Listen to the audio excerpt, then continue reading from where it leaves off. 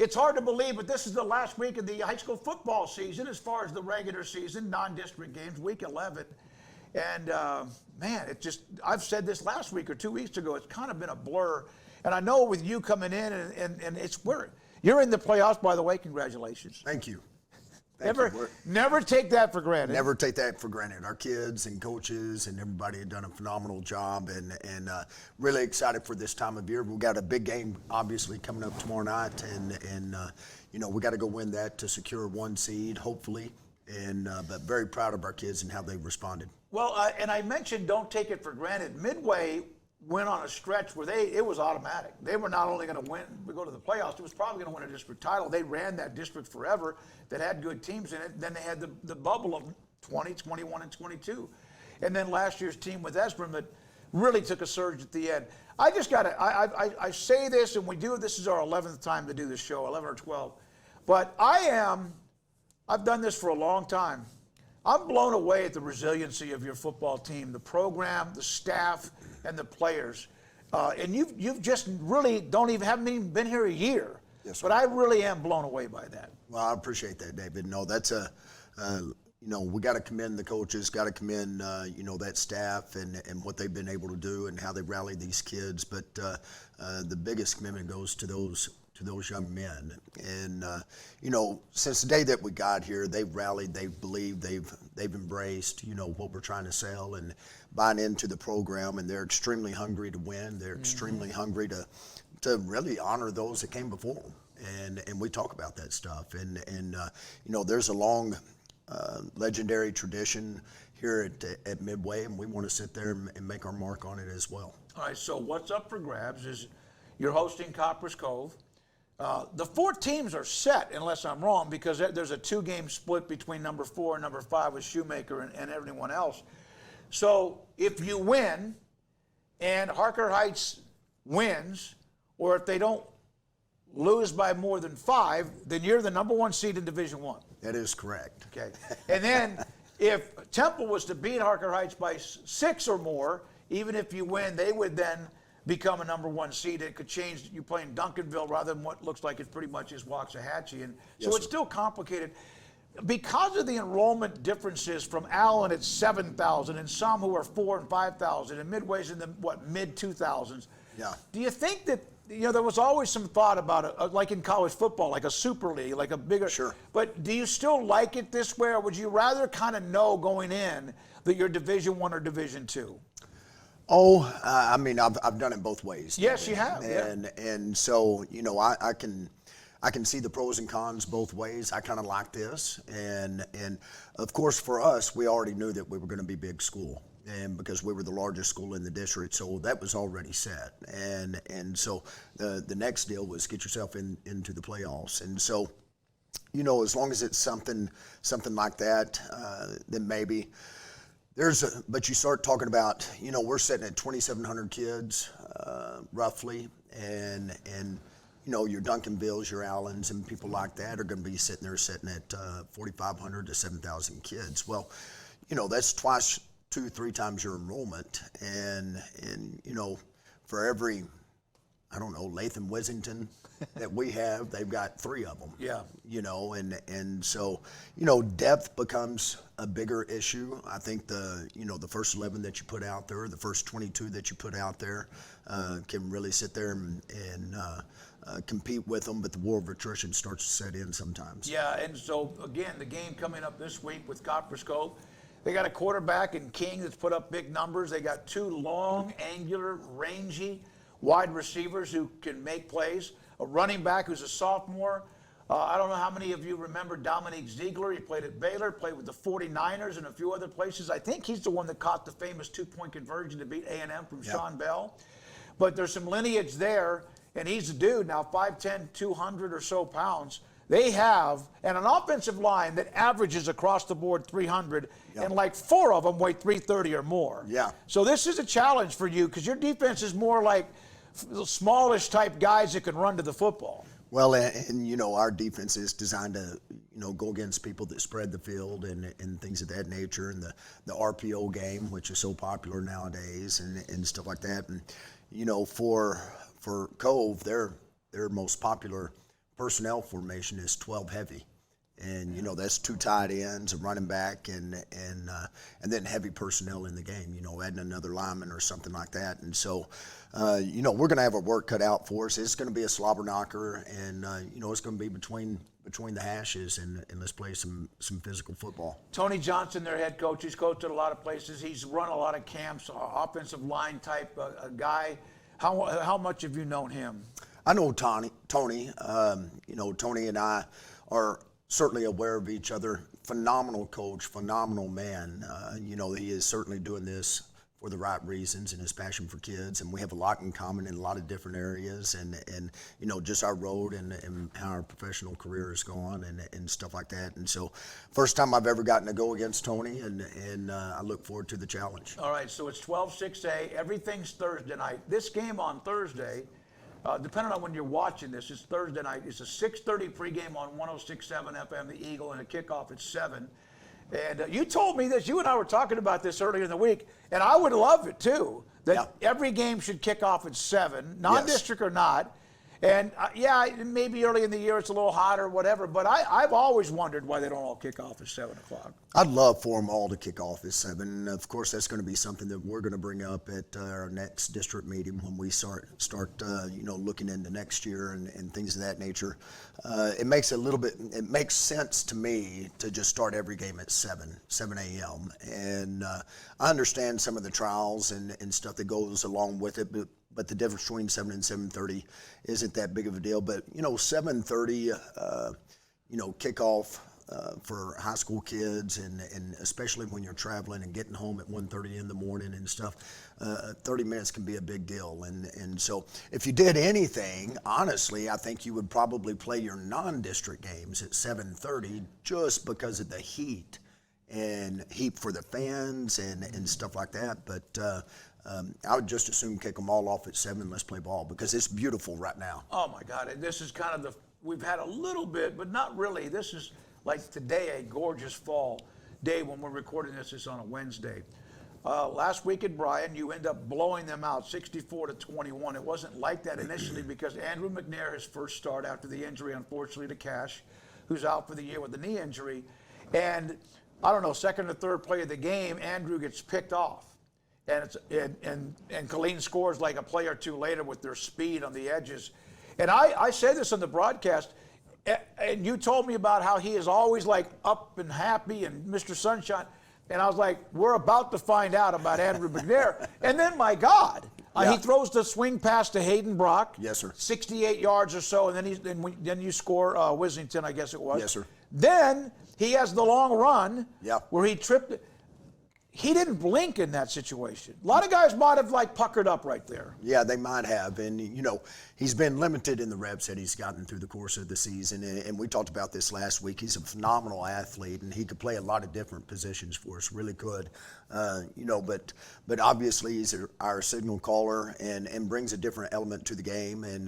But he is one of those kids that he's a fierce competitor.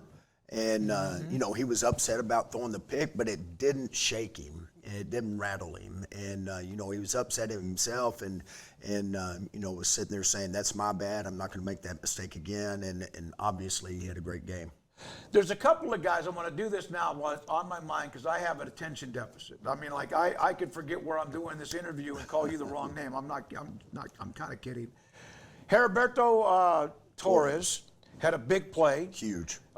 Jacoby Hamilton made a circus catch on a deep throw down the field where he was kind of tangled up and made the catch, and that was like a 60-yard. Big third down. Yes. Big third down.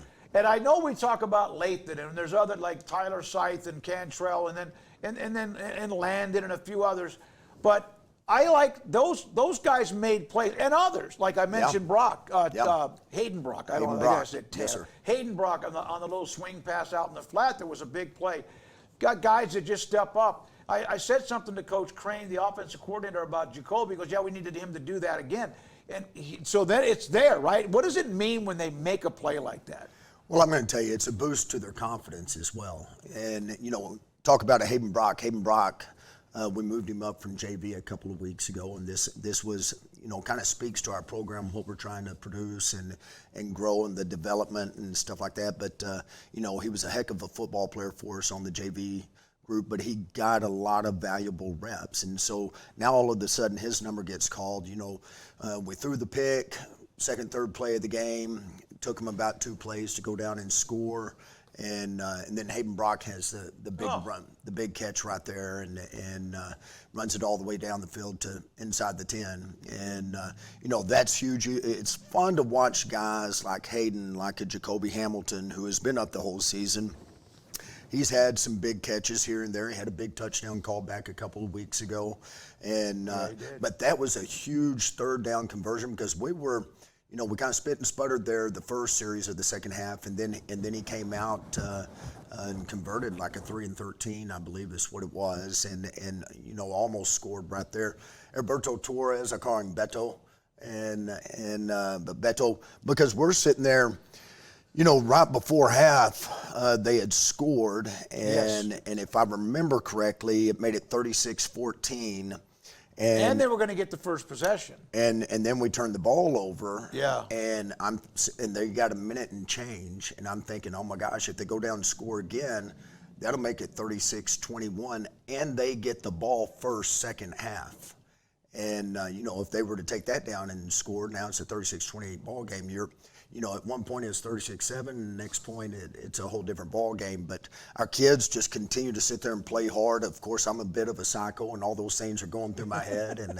And then we kick off to them first the second half, and that was huge for us. And I'm going to tell you, I'm going to talk about Abraham Bustamante. Yes. Oh my God. You know what he reminds? I'm not. Yeah. It was like a Phil Mickelson or a golfer with a lob wedge. Yeah. The way he With found the backspin on openings, it, the yeah. backspin, it would go left one time. I mean, what? And they never, even the last kickoff you had, they had it bobble out of bounds. They never really adjusted to that. They really never adjusted to it. And Bustamante had kind of found his feel of where he wanted to put this. He was putting it exactly where we wanted it every time we called it. And a lot of people, overlook those things. Us guys that are, knee deep in this, and especially me as the coach and stuff, those plays right there are huge. I mean, they flip the field. They can put games away. Really, I thought the game got put away when we kicked off first in the second half, and we get the ball, and then we're able to go down and score, and that really kind of sealed the deal. Cohen got a sack of the Terrence Lewis, number 1, who's phenomenal. Yeah. Got a sack because if he doesn't get him, and I didn't know if he could. He got him, he tripped him up. There was kind of an open area down the sideline, and he might have gone 107 yards or so because they had the weird snap. And there's a lot of guys we don't get to mention as much as we should. Kazuka continues to do well Had along a great with game. Maton inside. Yeah. Kazuka had like 15 tackles. 15, 16 tackles, something like that. I mean, he's just playing extremely well. A lot of guys. We can't mention them all. And Yeah. you're starting to get some of the players back. A couple of offensive linemen are healthy to give you the more depth than what's already happened. Hayden Wall, the offensive line coach, right? Yes, sir. Him and Greg Garrett. Okay. I see he's very proud of that group, as you can imagine. I mean, even before, but with all of the injuries and the way it all happened with 3 at one time, and 2 guards and a center, and I brought this up maybe a week or 2 ago, but he loves that group, and you can tell they love playing for him too. They love playing for him, and Coach Wall, he's a typical him and Coach Garrett both, and they complement each other very well, but Coach Wall, I mean, he's one of those old school offensive line guys, and they talk and walk and think and act a little bit different, and offensive line guys are different. They're kind of their own team sometimes, but nothing really gets under their skin. I mean, they're tough kids, they're thick-skinned kids, and it's really really nice to be around. It really is, and so those kids love playing for him and Coach Garrett, and he loves the heck out of those kids, and they've got donut days. I saw that. Yeah, I saw a box of when you have. What was it, 8 rushing touchdowns? There's like a box for every touchdown. Oh, yeah. And you know the offensive line, they'll devour that, right? They'll devour that. They'll devour hamburgers, anything that you bring them. If I have 1 Shipley's or whatever donuts I get, I mean, 1, like a glazed donut, I'm like tied up for the rest of the day with that. So how much do you have to win this week? You're Yes, in the playoffs, but you have to win this week. How much have you started to look ahead, or can you? Really haven't. Obviously, I've done some communication with Duncanville and with Waxahachie. Those are the two possibilities. And as we speak right now, it looks like it's going to be Waxahachie. We want it to be that simply because we're going to play at home. Yeah. And we get to come back in front of our home crowd and being a part of it now for going into Game 5 at home. Right. And everybody had talked to me about it when I got here, and I'd experienced it as a visiting team. Mm-hmm. But our student body, our band, our drill team, all of them are unbelievable cheerleaders, but our student body and our community and their support and coming out and supporting these young men and everybody else that's performing that night. We want to go back in front of them again and bring it, to our backyard, and that's a huge advantage as well. It's a hell of a game last year until the one, I think it was a snap or about whatever, the extra point that ended up being the difference in the game. You mentioned you've been there before when you were at Stephenville. They have built a brand new football stadium. Or they're building. They're building. They're building it. Yeah. And Coach McBride? Is it Coach McBride Field? Well, Art Browse. Well, so it's going to be Art Browse Stadium, Mike Copeland. Golly. Yeah. Art Browse Stadium, Mike Copeland Field. They always played at Tarleton. Yeah. And I've done a few games there when Midway played Stephenville. I think it was in 2011 was a year they played there. But they always played at Tarleton. That really I didn't realize that. And some schools do that. Yeah. Because like Tyler, with John Tyler, now Tyler High and Legacy, which was Lee, and then Tyler Junior College, they all play at Trinity Mother Frances Rose Stadium, yep. or it's another name now, Christus, whatever. But there are some that do that. That I've surprised me, though, as rabid as that Stephenville fan base has been, that they just now have their own stadium. I know, it's a little bit crazy, and I know that's going to be, it's no more fitting than to name it Art Browse Stadium and then Mike Copeland Field, and for what Art brought to the city of Stephenville and really putting Stephenville on the map from a football standpoint. They were known for girls basketball. There were some great track programs that had gone through, and we're talking about 70s and 80s. And Art came the spring of my sophomore year in 1988, and Stephenville had not been to the playoffs since 1952. And ended up going for the first time in 1989, and then they won their first state championship in football in 1993, and of course they went on that 32-0 run and stuff like that. Mike Copeland has been there through so many head coaches and has been a head coach, and Mike Copeland had been there 20 plus years before Coach Browse had ever gotten the job, and he was one of the few that stayed on staff, and he's still there. And still going. He's been doing it 50 plus years, and so Mike Copeland's certainly the mayor of Stephenville. And I hope you don't mind me asking. Obviously, last week TCU Baylor played, and Baylor had a thrilling win, and they had a lot of events surrounding the two back-to-back Big 12 championship games. Coach was in town. Did you get a chance to go see him at all? No, I really didn't, Okay. and that was more of a celebration for what they had done. I didn't know. Stuff like that, and so I got to speak to Coach on the phone, and look forward to getting to see him soon. I know that was a tough loss for TCU, but a big win for Baylor. No, it was. It was huge. So last thing for you. This is it. You have this game, and then after that, you're win or else, right? Where you are compared to when you opened the year, even against a rout against Westwood, where are you as a football team in Europe? And you mentioned the identity is set in 7-8 weeks or whatever. Well, where are you, you think?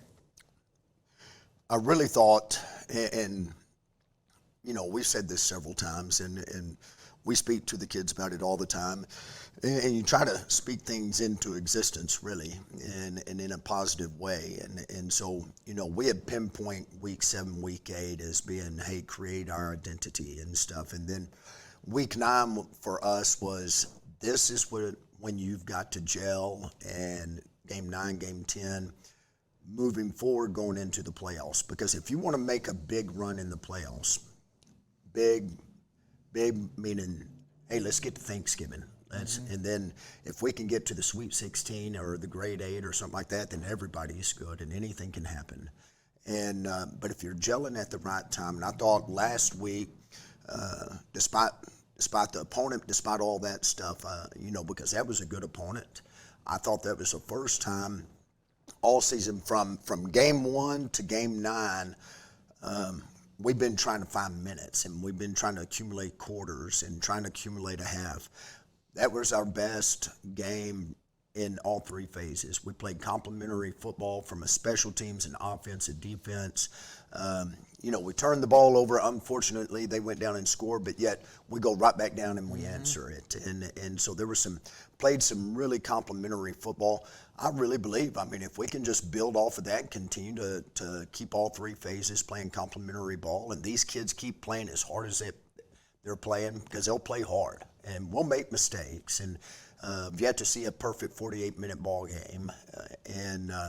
There's going to be some mistakes and there's going to be some valleys and peaks. But, when we're in the valleys, embrace it. Let's climb out of it as fast as we can. And when we're on top of the mountain, let's ride that out as far as we can and try to put people away. And it's fun. 7-2, trying to get to 8-2. No matter what, there will be a week or game 11. And then who knows after that? It's Thursday night, 6:30, the pregame on 106.7 FM, The Eagle. And then kickoff is just after 7 o'clock. Thanks, man. Appreciate your time. Joe David, Gillespie, thank you. head coach at Midway High School. Thanks to El Conquistador Restaurant for bringing food on Tuesdays when I meet with the coordinators, Josh Creech and also Kevin Crane and Joe, to kind of get what I need for the broadcast. We appreciate all of our sponsors. Appreciate you. Midway ISD, the football podcast on 365 Sports.